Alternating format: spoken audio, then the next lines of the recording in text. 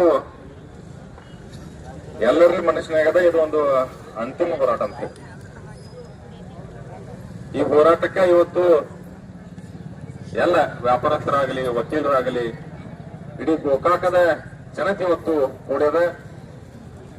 ಇದರಿಂದ ತಿಳಿತದ ಅಂದ್ರೆ ಎಲ್ಲರೂ ಒಂದು ಇಚ್ಛಾಶಕ್ತಿ ಈ ಹೋರಾಟದ ಸಕ್ಸಸ್ ಆಗಬೇಕು, ಯಶಸ್ವಿ ಆಗಬೇಕು ಅನ್ನುವಂಥದ್ದೊಂದು ದಿಕ್ಕಿನಲ್ಲಿ ನಾವೆಲ್ಲ ಸಾಗ್ತಾ ಇದ್ದೀವಿ. ಈಗಾಗಲೇ ಎಲ್ಲ ಹಿರಿಯರು ಮಾತಾಡಿದಾರ.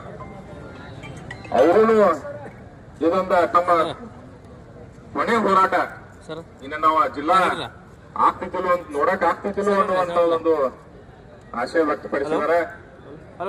ಆದ್ರೆ ನಾ ಹೇಳ್ತೇನೆ, ಅವ್ರಿಗೆ ದೇವ್ರು ಇನ್ನೂ 100 ವರ್ಷ ಆಯುಷ್ ಕೊಡ್ಲಿ, ಮುಂದೆ ಸಾವಿದ ಬೇಡ ಇರ್ಲಿ ನಮ್ ಜೊತೆ ಬದುಕಲಿ. ಅದಕ್ಕೆ ಆದ್ರ ಅವ್ರೆಲ್ಲಾರು ಒಂದು ಮಾತು ಹೇಳ್ತಾರ, ಏನಂದ್ರೆ ಜಾರಕಿಹೊಳಿ ಸಹೋದರು ಇಚ್ಛೆ ಪಟ್ರ ಆಗ್ತೈತಿ ಅನ್ನುವಂಥದ್ದು ಮಾತು. ನಮ್ದು ಅದ ಆಶಯ ಅದ. ಅವ್ರ ಕಡೆನೆ ನೀವು ಎಲ್ಲ ನಮ್ಮನ್ನ ಕರ್ಕೊಂಡು ಹೋಗ್ರಿ, ಅಥವಾ ಅವ್ರನ್ನ ಇಲ್ಲಿ ಕರೆಸ್ರಿ,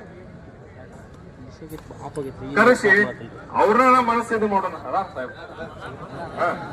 ಅಲ್ಲ ಅಧಿಕಾರ ಇದ್ದವ್ರು ಬರಲಿಲ್ಲ, ಅಧಿಕಾರ ಇದ್ದವ್ರು ಬರ್ಲಿ, ಮತ್ತ ಅವ್ರನ್ನ ಬೇಡ್ಕೊಂಡು ಇಲ್ಲಿ ಕುಂದ್ರೋದ್ ತಪ್ತದ, ಬಿಸಿಲಾ ಕುಂದ್ರೋದ್ ತಪ್ತದ. ಅವ್ರನ್ನ ಕೇಳ್ಕೊಂಡ ಮನವಿ ಮಾಡೋಣ. ಪೂಜಾರಿ ಅದ ಹೇಳ್ತೀನಿ ನಾನು, ಯಾಕಂದ್ರೆ ಅವ್ರಿಗೆ ಶಕ್ತಿ ಅದ, ನಾನು ಹೋಗ್ತೀನಿ. ಆದ್ರ ನಮಗೂ ಇಚ್ಛಾ ಬೇಕು, ನಮಗೂ ಇಚ್ಛಾ ಬೇಕು. ಜನರ ಇಚ್ಛೆನ ಮೂವ್ ಮಾಡ್ತದ. ಏನ ರಾಜ್ಯ ನಡ್ಲಿ, ರಾಜಕೀಯ ನಡ್ಲಿ, ಜನರ ಇಚ್ಛಾ ಬೇಕು. ಆ ಜನರ ಇಚ್ಛಾಶಕ್ತಿ ಜಾಗೃತ ಆಗ್ಯದ.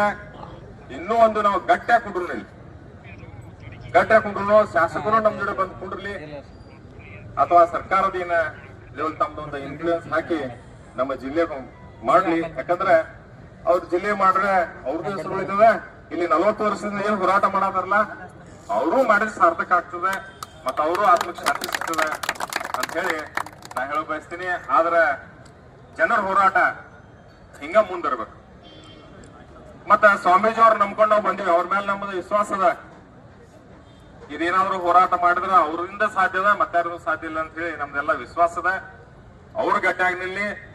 ನಮ್ಮ ಬಸಗೌಡ ಅವರಾಗ್ಲಿ, ನಮ್ಮ ಸನ್ನಕ್ಕಿ ಡಾಕ್ಟರ್ ಅವರಾಗ್ಲಿ, ರಮಣ್ ಅವ್ರ ಕಾಕ ಆಗ್ಲಿ, ಇವರೆಲ್ಲ ಮಾರ್ಗದರ್ಶನ ಮಾಡಿ ನಮ್ ಜೊತೆ ನೀವು ಗಟ್ಟಿಯಾಗಿ ನಿಂತರ ಎಲ್ಲಾ ಯುವಕರು ಗಟ್ಟಿಯಾಗಿ ನಿಲ್ಲಾಕದಾರ. ಎಲ್ಲರೂ ಮನಸ್ಸಿನಾಗ ಅದ ಜಿಲ್ಲಾ ಆಗ್ಬೇಕಂತ ಹೇಳಿ. ಅದಕ್ಕ ನೀವೆಲ್ಲ ಗಟ್ಟಿ ಆಗ್ಬೇಕು, ಮತ್ತೆ ನೀವನ್ನ ನೆನಸ್ತಾನಂದ್ರೆ ಈ ಕಾರ್ಯ ಮಾಡ್ಬೇಕು. ಮತ್ತೆ ಇಷ್ಟೆಲ್ಲ ರಾಜಕೀಯ ಮಾಡ್ರಿ, ಎಲ್ಲಾ ಕಡೆ ಗೋಕಾಕೆಲ್ಲ ರಾಜಕೀಯ ಎಲ್ಲಾ ಅಧಿಕಾರ ಅನುಭವಿಸಿರಿ, ಇದೊಂದು ನಮ್ ಮಾಡಿಕೊಡ್ರಿ ಅಂತ ಹೇಳಿ ಎಲ್ಲರೂ ಹೇಳ್ಕೊಡ್ತೀನಿ. ನಾವು ನಿಮ್ಮ ಹಿಂದೆ ಸದಾ ಇರ್ತೀವಿ, ಮತ್ತೆ ಯಾವಾಗಲೂ ನೀವು ಹೇಳಿಕೆ ಬದ್ಧ ಆಗಿರ್ತೀವಿ ಅಂತ ಹೇಳ್ತಾ ನಾ ಒಂದೆರಡು ಮಾತುಗಳನ್ನು ಮುಗಿಸ್ತೀನಿ. ಜೈ ಹಿಂದ್, ಜೈ ಕರ್ನಾಟಕ.